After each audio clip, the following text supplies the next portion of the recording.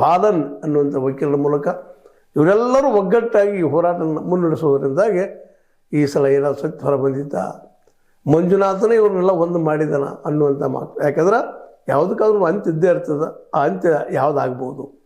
ಇದರಲ್ಲಿ ಯಾರೂ ಸಂತ್ರಸ್ತರು ಮತ್ತು ಯಾರು ಸಂತ್ರಸ್ತರನ್ನಾಗಿ ಮಾಡಿದವರು ಅನ್ನೋದು ಕ್ಲಿಯರ್ ಆಗ್ಬೋದು ಅನ್ನುವಂಥ ಮಾತನ್ನು ಹೇಳ್ತಾ, ಏನೋ ಆಗಲಿ ಸಂತ್ರಸ್ತ ಸಮಿತಿ ಮಾತ್ರ ಅಷ್ಟು ಸುಲಭವಾಗಿ ಈ ದೇವಸ್ಥಾನ ಸಂತ್ರಸ್ತರು ಅಂತೇಳಿ ಏನು ಒಂದು ಮುಖವಾಡ ಹಾಕೊಂಡು ಬರ್ತಾ ಇದ್ದಾರೋ ಅವರ ಒಂದು ಹಿಂದಿರುವ ಸತ್ಯವನ್ನು ಹೊರ ಹಾಕ್ಬೋದು ಅಂತೇಳಿ, ಅಥವಾ ಇಲ್ಲೆಲ್ಲ ನಡೆದಂಥ ಘಟನೆಗಳ ಪ್ರತಿಯೊಂದರ ತನಿಖೆ ಮಾಡಲು ಹಚ್ಚಬಹುದು ಅಂತೇಳಿ ಒಂದು ಲೆಕ್ಕ.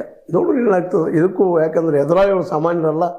ಎಂಥ ದೇವೇಗೌಡರ ಮೊಮ್ಮಗನಿಗೆ ಶಿಕ್ಷೆ ಆಯಿತು, ಆದರೆ ಇಲ್ಲೇ ಒಬ್ಬ ವ್ಯಕ್ತಿಗೆ ಆಗ್ತಾಯಿಲ್ಲ, ಅಲ್ಲಿ ಸ್ಥಳದ ಒಬ್ಬ ಧಾರ್ಮಿಕ ಮುಖಂಡರಿಗೆ ಆಗ್ತಾಯಿಲ್ಲ, ಅಥವಾ ಅವ್ರು ಇರಲಿಕ್ಕಿಲ್ಲ, ಆ ಮಾತು ಬೇರೆ.